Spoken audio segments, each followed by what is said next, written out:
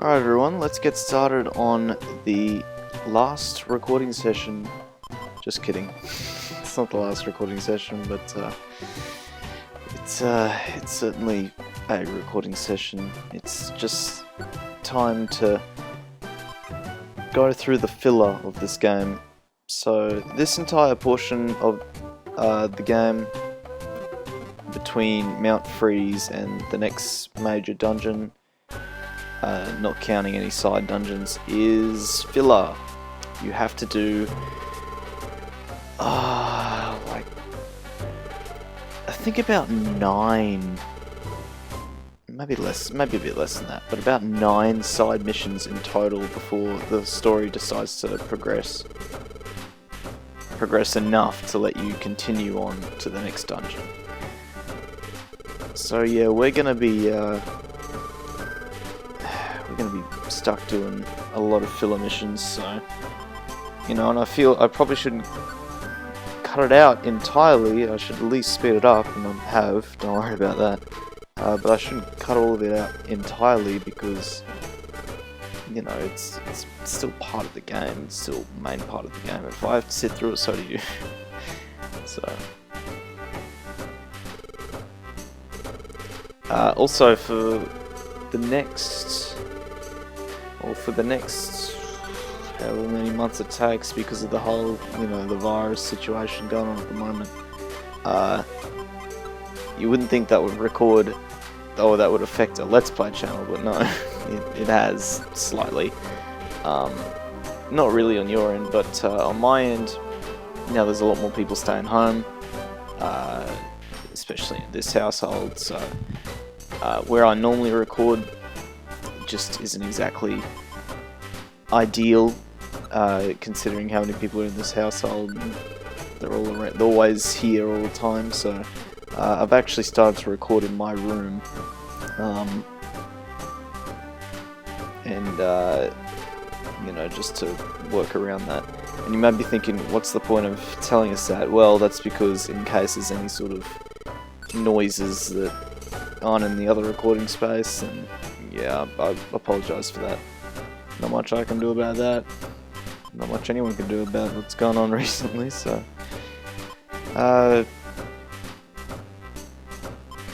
actually, I don't think I've recorded in this room since yesterday, but that doesn't count because I recorded the raw footage for Metroid 2 yesterday. No, I don't think I've recorded in this room. I sure as hell haven't done a Let's Play in this room.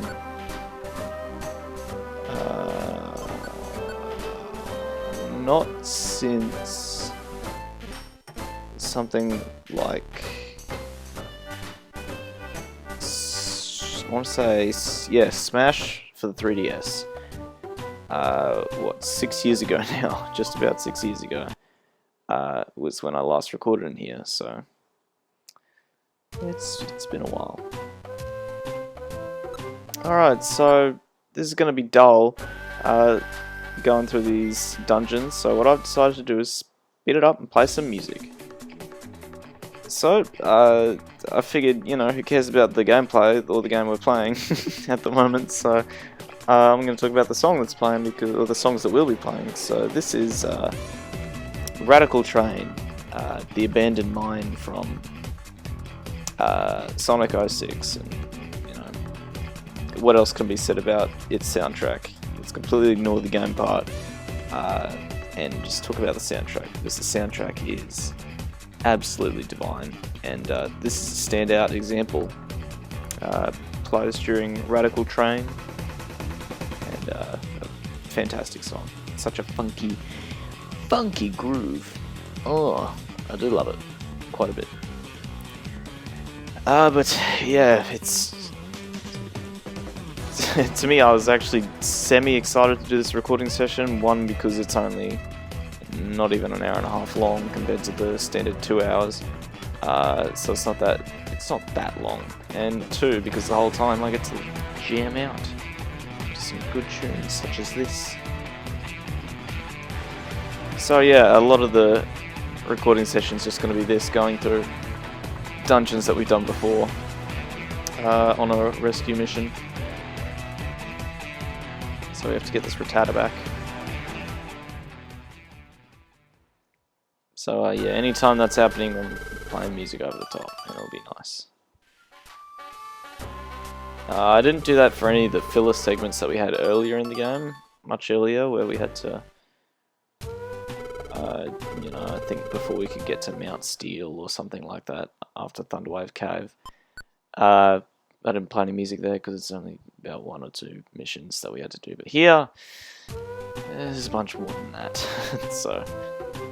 I think what absolutely does help is if you take on multiple missions at once and just go into a dungeon with maybe 2 or 3 missions at a time, because that definitely speeds up the process. So do that. So from now on, I usually try to at least take 2 missions per dungeon if I can. So anyway, there's the Pokemon news. So yeah, last time, obviously, we came back to Pokemon Square after clearing... God, ignore that voice crack, that was terrible. Clearing of names, and now we are completely free of doubt and ready to rescue again. Now, as for the whole stuff with Groudon, God knows, who knows what goes on there, we won't. For a long time, so, yeah. Also, remember how last recording session I was saying, man, I really would like to replay Mystery Dungeon Explorers of the Sky, because I barely remember anything about it. It's been 10 years since I last played it. Well, I recently beat it again. I played through the whole thing in a few days, and yeah, it's a lot of fun. It was a lot of fun. Much easier than I remember. Granted, that's probably because I played this game recently and it was much harder. Anyway, this song here, this is Shoot the Works from Devil May Cry 2. Again, ignore the game itself, which I think is just dull. I did platinum it on PS3 though, so I must be a madman for sitting through 6 hours of the bloody palace. Regardless, this is Shoot the Works, Dante's second battle theme, and it is probably my favourite Devil May Cry song. It's amazing, I love it so much. It's all for rocking out, especially this one. And yeah, I recently beat Explorers of the Sky again, and story-wise, of course, it's fantastic. It does take a long time in order to get pretty good though, until about the halfway point. Also, back to the song for a second. These synths here and the little progression going on. I'm super nostalgic for late 90s, early 2000s ambient synthy sort of music, and this section here is just I'd never heard this song before, only a few months ago, if I'm honest, because I only started playing Devil May Cry a few months. I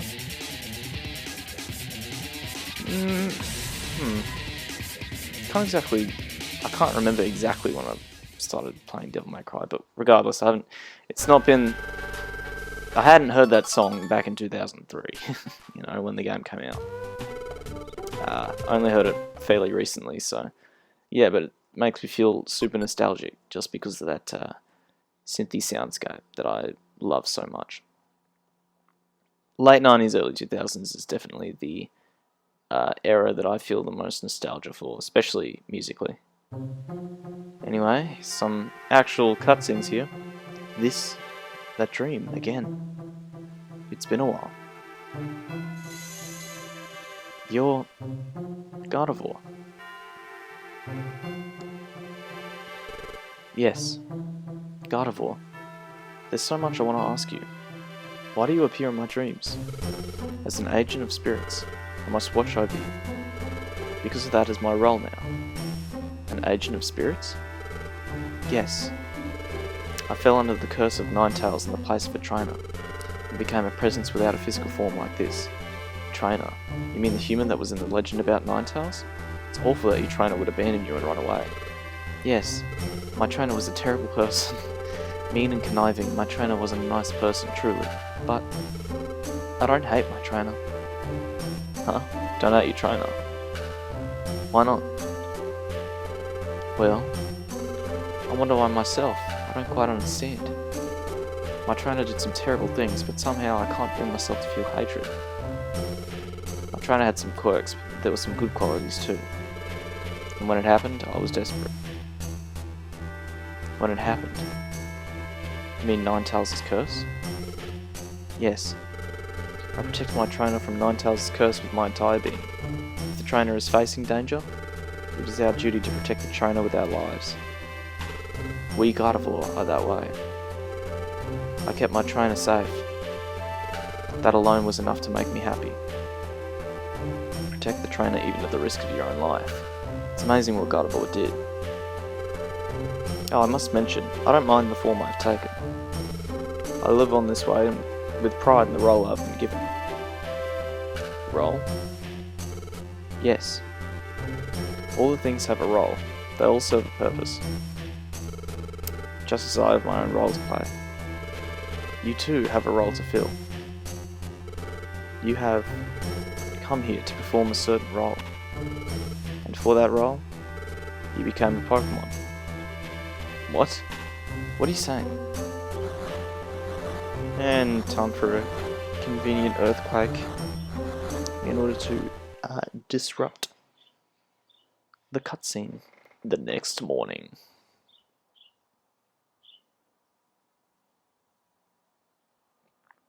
There was an earthquake, wasn't there? I think I had that dream again. I think I spoke with Gardevoir. She said something important. That's it. She did say something. Flashback to 30 seconds ago.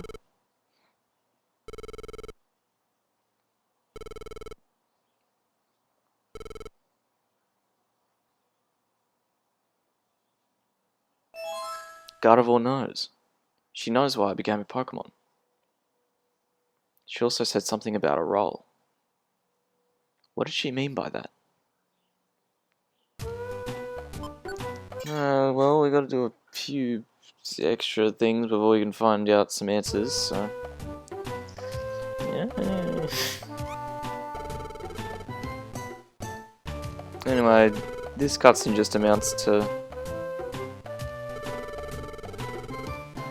Does it amount to the thing that I'm thinking of, where it's basically just, oh yeah, it was just an earthquake. And that's it. What? You had a dream? Cool. That's it.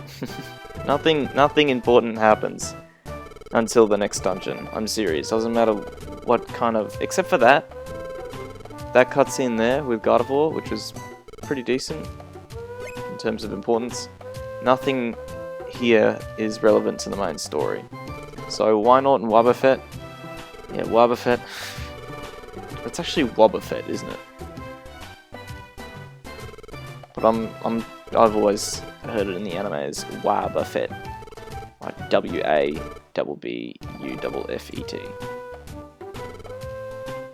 But I suppose it should be Wobbuffet. Anyway, those two have a little side quest for us. Should you choose to accept it, you will get a reward. You'll get a reward, but I don't really feel like it's a reward at all. So we need to go back to over to the bulletin board to find the side quest they have listed. You don't have to do this, by the way. This is all completely optional. But I figured I'd do it because, hey, it would break up the monotony a little bit. So I did it. Also, I don't know if I could go back to Mystery Dungeon 1's 20 item spaces. After Explorers of the Sky, you have, by the end of the game, you have, okay, you have 8, I think you have 40 I think you have 40 because you have each bag, or each section of the bag menu is 8 slots, and then you have 5, 8 times 5, 40, right? So that's crazy to me. But on the downside, you also have limited Kangaskhan storage. I don't think you have that in this game unless I've just never got enough items to the point where it fills up the storage. And to be honest, that is probably my least favourite part of Mystery Dungeon 2, is the limited Kangaskhan storage. It drives me insane. Because, I've hoarded too many items. Well, now it's got to be a whole 15-minute process to get rid of all of it. All the stuff I don't need. Am I going to use this seed ever? I doubt it. Let's get rid of these orbs because I have a lot of them, despite the fact they're useful and I probably want to hold on to them. I want to do the post game, but all my inventory and my Kangaskhan storage is full, and I just can't bring myself to sort through it. I hate sorting through inventory. Doesn't matter what, it doesn't matter game or real life or whatever. I hate sorting through stuff. Alright, but now we can actually head to Uproar Forest in order to beat up some mankeys.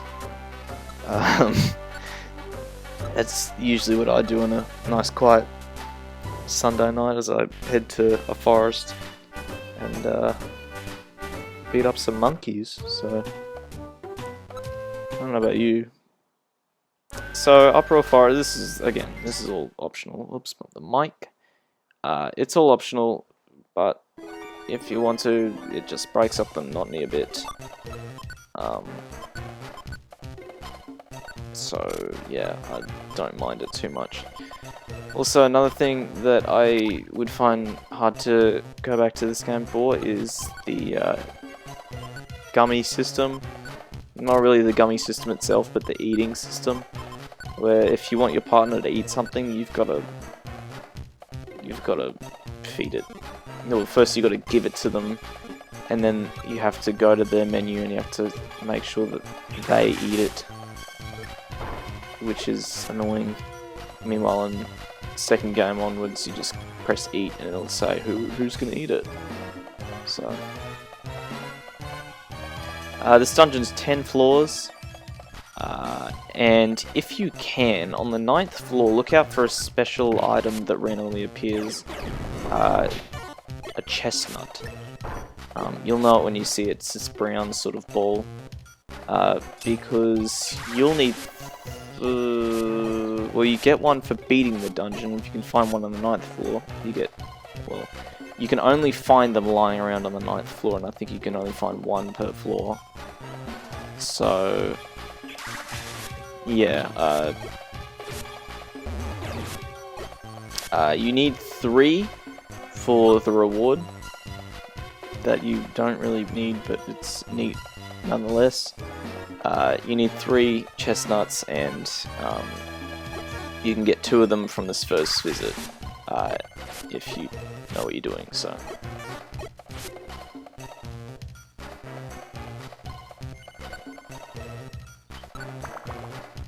but Uproar Forest itself, it's nothing remarkable. It's just another, well, it's hailing for some reason. I was gonna say it's not remarkable. It's just another green dungeon, as far as I'm concerned. Also, I've got to say, after replaying Explorers of the Sky, I remember the music being fantastic, and it still is really good. But I think this game beats out the second game's music as a whole. That being said, the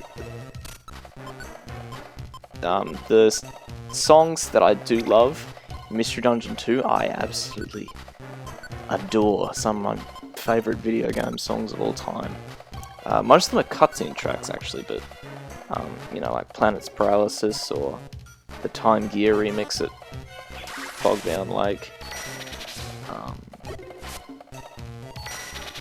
And of course, Temporal Tower. Temporal Tower and Temporal Spire. I like the Hidden Highlands theme. Mostly late game themes are what I like. Steam Cave is alright. Because a lot of the other ones can just be this happy-go-lucky sort of stuff. But yeah, it's fine, it's good musically, but personally it's, you know, not something I enjoy listening to. Generally I always like something that's a little more tonally serious when I'm listening to music. I just always have. I always prefer a song in minor key over major key. Well, not always, but usually. And I think this game has songs that are a little more serious. Serious isn't really the word I'm looking for, but a little more down to earth and not so happy-go-lucky. Because some of the, quite a few dungeon themes in the second game sound like they were made for a kids' TV show, maybe like Blue's Clues sort of stuff. Personally, which is fine, but you know, it's not something I would listen to. But the songs that aren't like that, oh, they're divine. They're amazing. Honestly, if you haven't gone onto YouTube and listened to Temporal Tower, what are you doing? What are you doing? Or the final boss theme? Just what are you doing? Because they're so good. Temporal Tower is easily one of my favorite game songs of all time. I love it to death.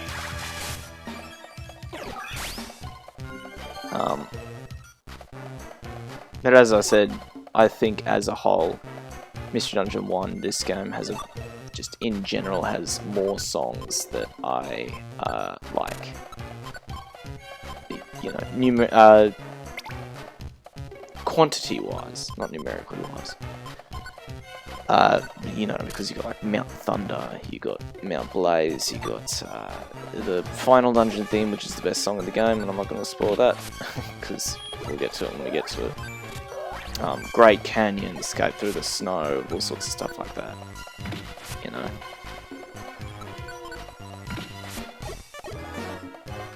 And even the little song that plays before the final dungeon, the little cutscene song, I love that song as well.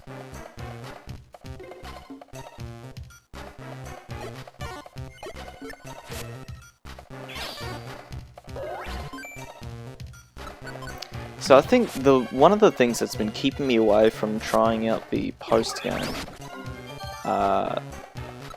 for this game, because I've never done it before, is just from what I've seen is how much of a difficult. I think there's a difficulty spike, as in you'll need to grind and get some more. You'll need to recruit some Pokemon and all sorts of stuff before you can even think about attempting the next few dungeons. And I can't be bothered. I really can't. Because you finish this game, most people finish this game around level 30. And honestly, I can only say from what I'm presuming